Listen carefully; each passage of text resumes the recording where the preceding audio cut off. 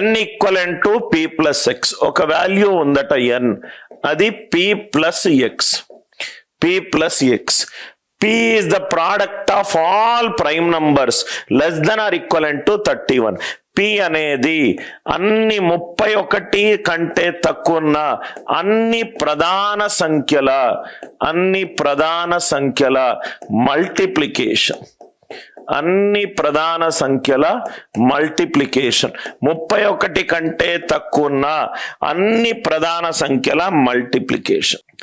n equivalent to p plus X. p అనేది 2, 3, 5, 7, 11, 13, 17, 19, 23, 29, 31. ఇది దీని మీనింగ్. p అనేది అన్ని ప్రధాన సంఖ్యలు 31 కంటే తక్కువ ఉన్న అన్ని ప్రధాన సంఖ్యలను గుణించండి. ఓకే. ప్లస్ ఎక్స్ అనేది 2 నుంచి 29 వరకు ఏదైనా న్యాచురల్ నంబర్ కావచ్చు. అంటే 2 కావచ్చు, లేకపోతే 3 కావచ్చు, లేకపోతే 4 కావచ్చు, లేకపోతే 29 కావచ్చు. p అనేది అన్ని ప్రధాన సంఖ్యలు 31 కంటే తక్కువ, దాన్ని మల్టిప్లై చేయండి. x అనేది 2 కావచ్చు, 3 కావచ్చు, 4 కావచ్చు, మొత్తం 29 వరకు ఏదైనా కావచ్చు. ఏ ఎక్స్ వాల్యూ తీసుకుంటే నాకు n అనేది ప్రైమ్ నంబర్ వస్తుంది. ఏ వాల్యూ తీసుకుంటే నాకు n అనేది ప్రైమ్ నంబర్ వస్తుంది. లాజికల్ గా ఆలోచించండి. ఇదంతా 2 తోటి గుణాంకం అవుతుంది, అంటే ఇది ఈవెన్ నంబర్. ప్లస్ 2 గనక తీసుకుంటే even plus even number. 2 even నంబర్లను యాడ్ చేస్తే నాకు వచ్చింది ఏంటి? Even number. 2 ఈవెన్ నంబర్లను యాడ్ చేస్తే నాకు వచ్చింది ఏంటి? Even number. ఇదేమో 3 తోటి డివైడ్ అవుతుంది, ఇది కూడా 3 తోటి డివైడ్ అవుతుంది. అంటే ఫస్ట్ దేమో 3 తో డివైడ్ అవుతుంది, సెకండ్ది కూడా 3 తో డివైడ్ అవుతుంది. అంటే ఆన్సర్ 3 తోటి డివైడ్ అవుతుంది. 3 తోటి డివైడ్ అయ్యే ఏ నెంబర్ కూడా 3 కాకుండా ప్రధాన సంఖ్య అయి ఉండదు. సో కాబట్టి రెండోది.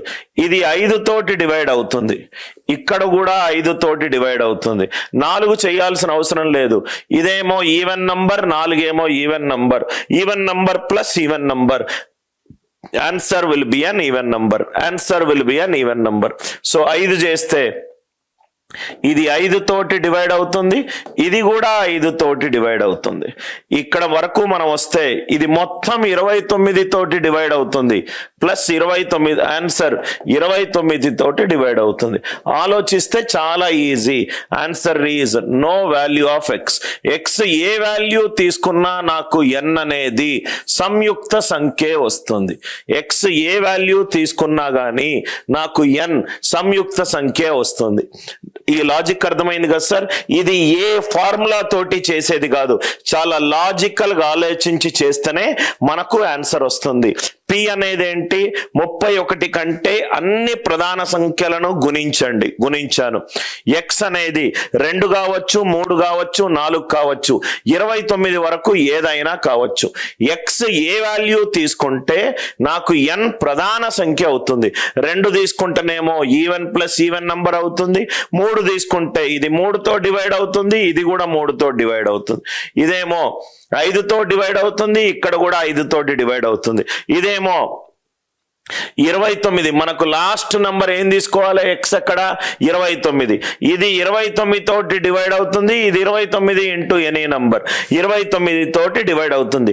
ఎక్స్ వాల్యూ ఎక్కడ ఎండ్ అవుతుంది? 29 తోటి ఎండ్ అవుతుంది.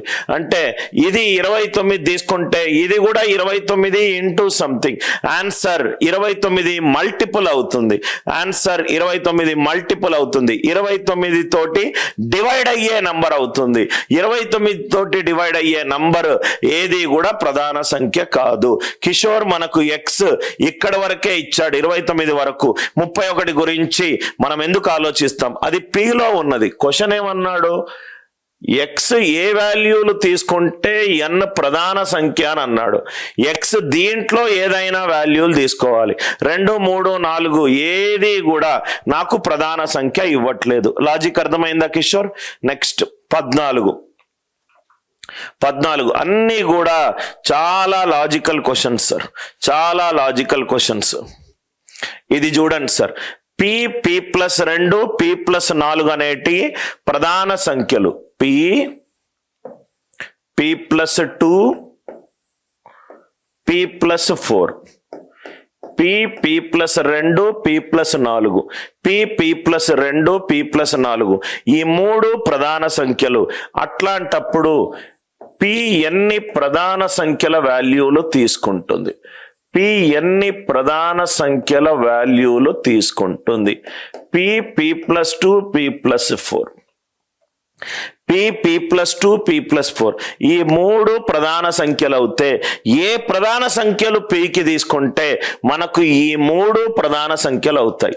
పి ఏది ప్రధాన సంఖ్య తీసుకుంటే పి ప్లస్ 2 పి ప్లస్ 4 మనకు ప్రధాన సంఖ్యలు అవుతుంది. మనకు ఒక లాజిక్ తెలుసు, ప్రతి ప్రధాన సంఖ్య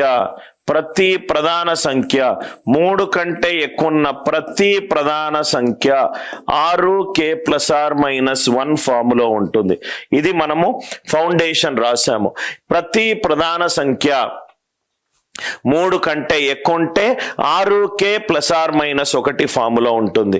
లోయెస్ట్ ప్రధాన సంఖ్య 2, 2 + 2 4, 2 + 4 6, 4 అనేది సంయుక్త సంఖ్య కాబట్టి తీసేశాను. 2 4 6 కాదు, ఈ 3 ప్రధాన సంఖ్యలు ఉండాలి. ఈ 3 ప్రధాన సంఖ్యలు ఉండాలి. 4 అనేది ప్రధాన సంఖ్య కాదు.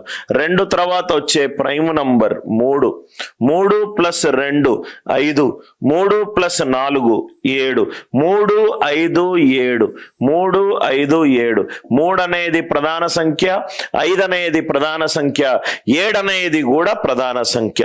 ఒకటి వచ్చింది, కానీ మొత్తం ఎన్ని ఉన్నాయో కనుక్కోవాలి. బ్లైండ్ గా గుడ్డిగా పీలు 2లు 3లు సబ్స్టిట్యూట్ చేయొద్దు, లాజికల్ గా చేయాలి. ప్రతి ప్రైమ్ నంబర్ 3 కంటే ఎక్కువ ఉన్న ప్రతి ప్రైమ్ నంబర్ ఏ లాజిక్ లో ఉంటుంది? 6k ± 1, 6k + 1 అయినా కావచ్చు, 6k - 1 అయినా కావచ్చు, 6k - 1 అయినా కావచ్చు. ప్రతి ప్రైమ్ నంబర్ 3 కంటే ఎక్కువ ఉన్నదంతా కూడా 6k ± 1 ఫార్ములా ఉంటుంది. 6k + 1 + 2 6k + 3, 6k + 1 + 4, 6k + 5, 6k + 5. ఇక్కడ చూడండి సార్, ఇదేమో 3 తోటి డివైడ్ అయి ఉంది, ఇది కూడా 3 తోటి డివైడ్ అయి ఉంది. అంటే ఈ వాల్యూ 3 తోటి డివైడ్ అయి ఉంది. 3 తోటి డివైడ్ అయి ఉంటే అది సంయుక్త సంఖ్య అవుతుంది. 3 తోటి డివైడ్ అయి ఉంటే అది సంయుక్త సంఖ్య అవుతుంది. కాబట్టి 6k + 1 లో ఒక నంబర్ 3 తోటి డివైడ్ అయి ఉంది కాబట్టి అది ప్రధాన సంఖ్య అయ్యే ఛాన్స్ లేదు. 6k - 1 వేసుకున్నాం అనుకోండి, 6k - 1 + 2, 6k + 1, 6k - 1 + 4 అంటే 6k + 3, అంటే 6k + 3. ఇది కూడా 3 తోటి డివైడ్ అవుతుంది, ఇది కూడా 3 తోటి డివైడ్ అవుతుంది. అంటే 6k - 1 వేసుకుంటే p+4 అనేది p+4 అనేది 3 తోటి డివైడ్ అవుతుంది. 6k + 1 వేసుకుంటే p+2 తోటి 3 తోటి డివైడ్ అవుతుంది.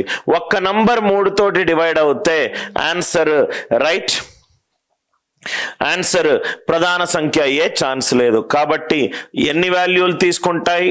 పి ఒక వాల్యూ తీసుకుంటుంది. ఆ వాల్యూ ఏంటి? p = 3. ఆ వాల్యూ ఏంటి? p = 3. చాలా ఇంపార్టెంట్ కాన్సెప్ట్ సార్. ప్రధాన సంఖ్య అనేది చాలా ఇంపార్టెంట్ కాన్సెప్ట్. ప్రతి ప్రధాన సంఖ్య 3 కంటే ఎక్కువ ఉన్న ప్రతి ప్రధాన సంఖ్య వాల్యూ 6k ± 1 ఫార్ములో ఉంటుంది. 6k ± 1 ఫార్ములో ఉంటుంది. లాజిక్ పర్ఫెక్ట్ గా క్లియర్ అయింది కదా సార్? ఏదైనా డౌట్ ఉంటే అడగండి. ప్రైమ్ వాల్యూలు 3 కంటే ఎక్కువ ఉంటే 6k ± 1 ఫార్ములా ఉండాలి.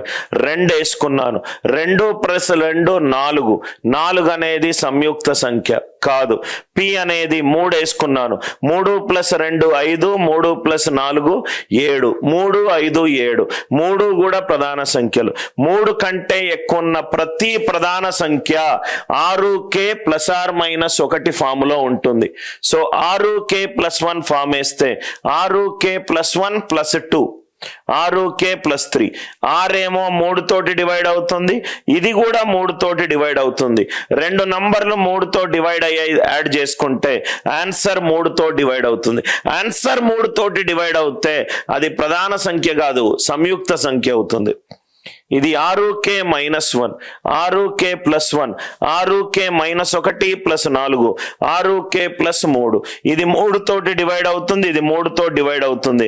ఆ రెండింటిని యాడ్ చేస్తే మళ్ళీ 3 తో డివైడ్ అవుతుంది. 3 తో డివైడ్ అవుతే ఇది సంయుక్త సంఖ్య అవుతుంది. ఇది ప్రధాన సంఖ్య కావాలి, ఇది ప్రధాన సంఖ్య కావాలి, ఇది ప్రధాన సంఖ్య కావాలి.